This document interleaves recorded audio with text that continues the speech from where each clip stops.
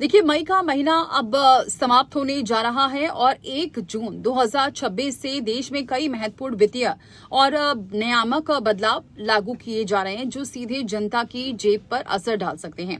UPI payment में बड़ा बदलाव होने जा रहा है। नाम का जो वेरिफिकेशन है, ऑनलाइन धोखाधड़ी और फ्रॉड पर लगाम लगाने के लिए national payments corporation of India NPCI नए नियम लागू कर रहा है। इसके तहत अब किसी भी यूपीआई ऐप में पैसे भेजते या फिर क्यूआर कोड स्कैन करते समय यूजर डिफाइंड नाम के बजाय सामने वाले व्यक्ति का वही असली नाम दिखाई देगा जो उसके बैंक खाते में रजिस्टर्ड है। इससे गलत खातों में पैसे जाने और फर्जी नाम से होने वाले फ्रॉड पर रोक लग सकेगी। दूसरी सबसे इंपॉर्टेंट बात, एलपीजी सिलेंडर के नए नाम। तेल विपणन कंपनियां हर महीने की पहली तारीख को एलपीजी और सीएनजी पीएनजी की कीमतों की समीक्षा करती है।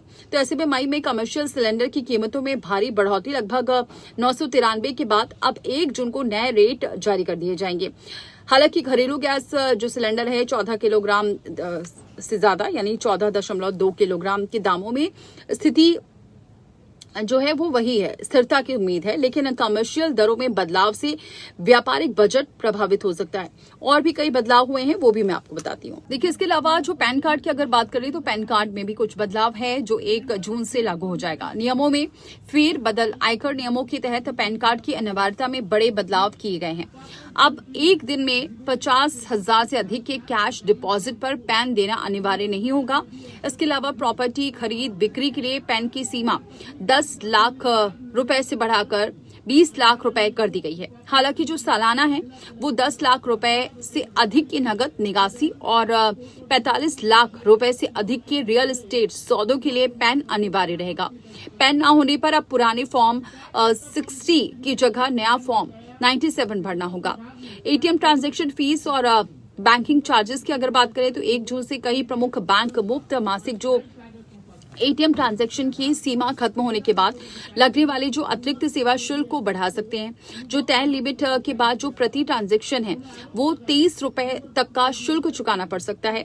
वे एचडीएफसी बैंक ने चालू खातों में छोटे नोटों और सिक्कों को जमा करने की जो मासिक सीमा है वो भी तय कर दी है। जिससे अधिक जो कैश है वो जमा कर सकते हैं। 4% और 5% तक का चार्ज लग सकता है। और साथ ही सोलर पैन की बात करें, सोलर पैनल की अगर बात करते हैं तो ALMM अनिवार्य होगा। सरकार 1 जून 2026 से सोलर पैनल के लिए approve list of models and manufacturers यानी कि ALMM के कई जो नियम हैं और भी जो कड़े नियम हैं वो लागू करने जा रही है। तो ऐसे में एक तरफ तो फायदा भी है सोलर पैनल को लेकर और जो सरकार जो सब्सिडी दे रही है वो भी इससे फायदा होगा।